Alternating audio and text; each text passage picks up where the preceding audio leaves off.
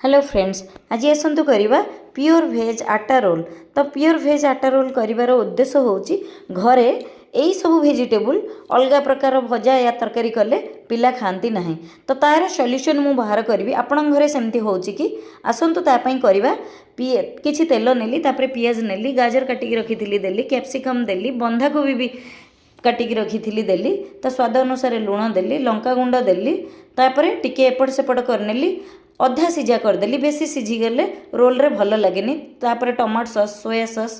Chilli sauce दे एपट सेपट करी काढ़ी रखीदेली तापर अटा चकटिकी रखी अटारे देखो किसी भी मिसिनी ना चाउल चूना ना मैदा ना सुजी किछि नहीं केवल अटा। तो अटा को बड़ बड़ गोला करी बेली नेली बेलना पर सेकीदेली